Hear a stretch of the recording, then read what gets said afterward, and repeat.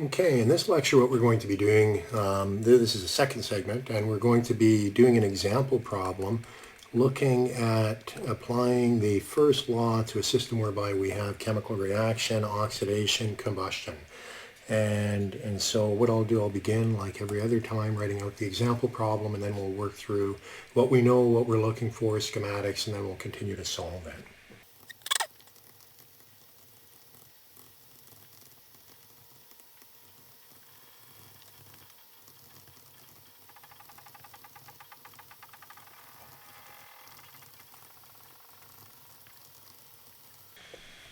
So there is the problem statement. What we have is octane gas.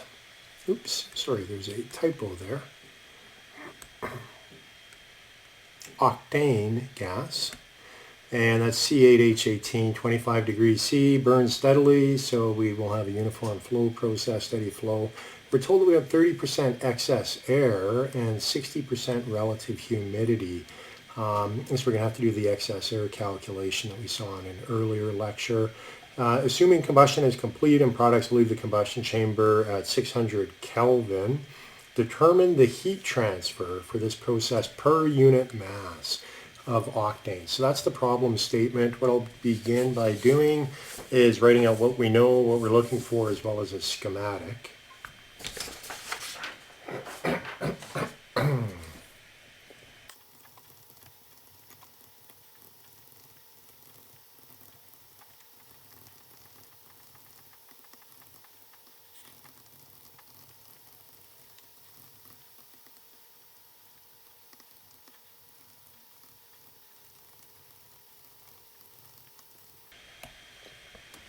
So there is what we know, what we're trying to find. We're trying to find Q, and we have our reactants coming in and our products leaving. We don't know what the products are yet. We will get that by doing the stoichiometric analysis. So let's proceed solving the problem now. The first place to start with these is doing the chemical balance with the stoichiometry. Then we'll proceed to excess air, and then after that we'll look at the moisture, and then we'll proceed to the first law formulation.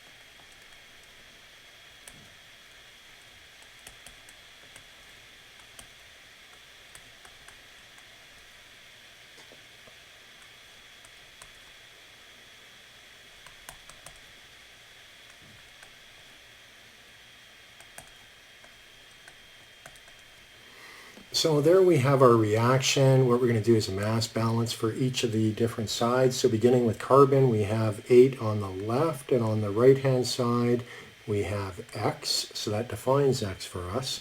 Now for hydrogen, we have 18 on the left, and on the right, we only have hydrogen in the water, and consequently we have 2Y. That defines Y as 9. Now for diatomic oxygen, that helps us get theoretical air. And we can plug in the values of X and Y and find that to be 12.5. And then finally for nitrogen, on the left it's 3.76 A theoretical, and that equals Z or Z on the right hand side, 45.12. So there we have our stoichiometric balance. The next thing we're going to do, we have to rewrite the equation now and do our excess air calculation. And if you recall with excess air,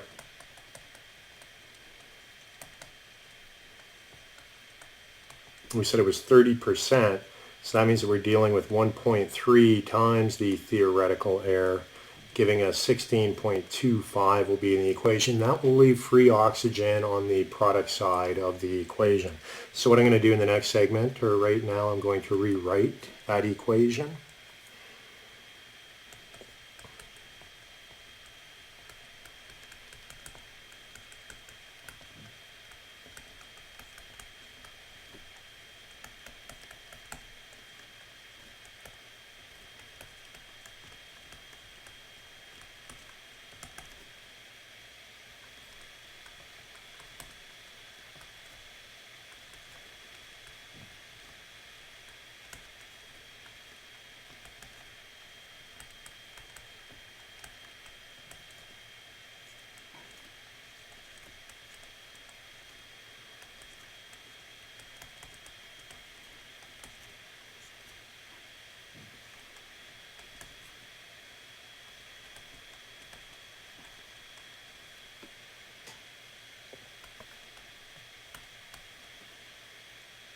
So you'll notice we do not know how much oxygen, free oxygen, we have on the product side.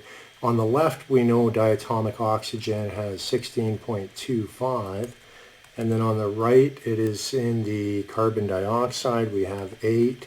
We also have it in the water vapor, 9/2, plus unknown, we can solve for 3.75, and that enables us to take that and plug it into the equation.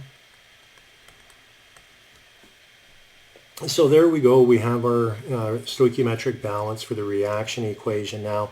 Now if you recall for the question, we said that there is water vapor coming along as well. So we need to be able to handle the water vapor. It won't react, but it does get carried along. So let's take a look at that.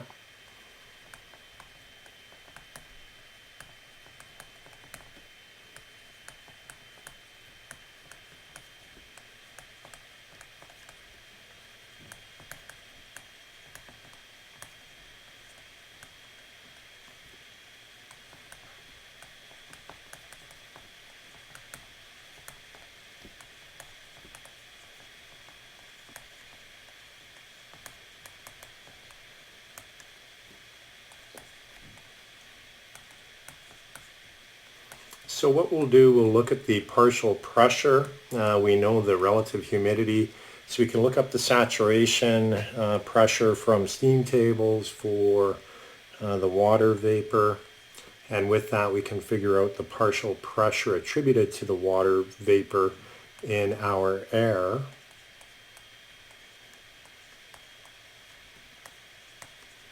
We get about 1.9 kPa for the partial pressure. So what we want to do, we want to figure out how many moles of water vapor is in our reaction equation. So that's what we're going to do next with this value.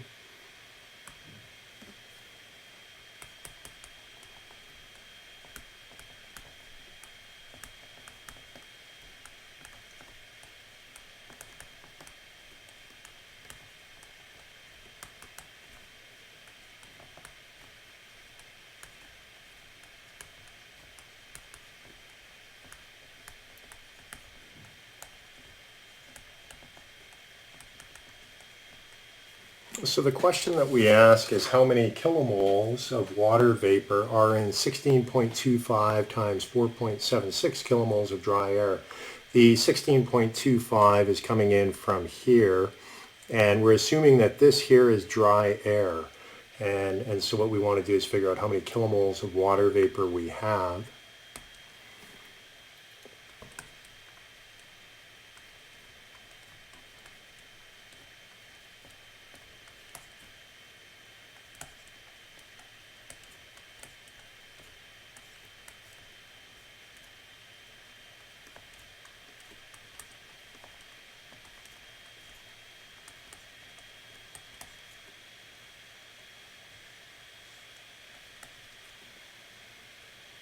So what we're going to do, we use the ideal gas equation, and we can use this now to come up with a ratio.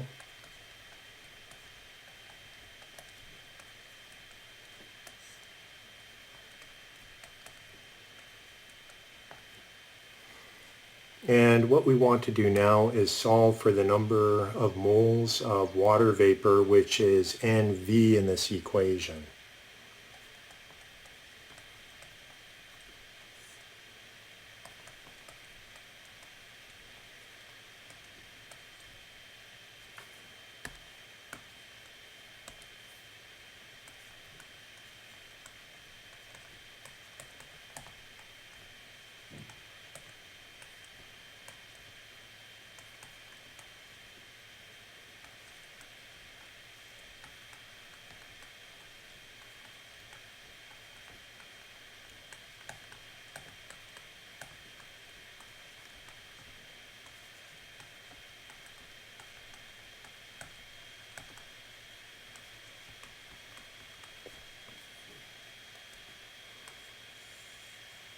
So we find this for the number of kilomoles of water vapor.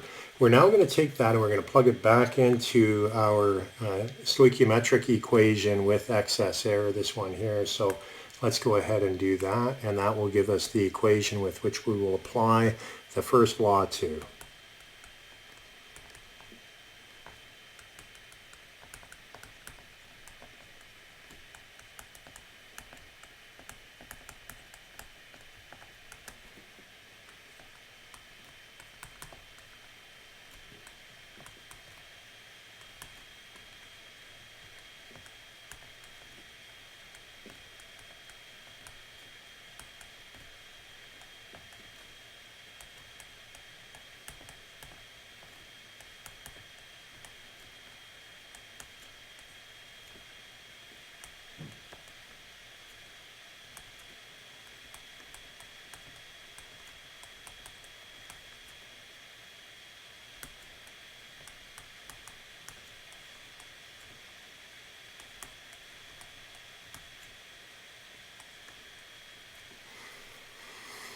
So this is our final reaction equation, and this is the one that we will be using in order to do our analysis, which we'll do in the next part. We'll start applying the first law to this equation and moving us towards enabling us to determine how much heat release is coming as a result of this reaction.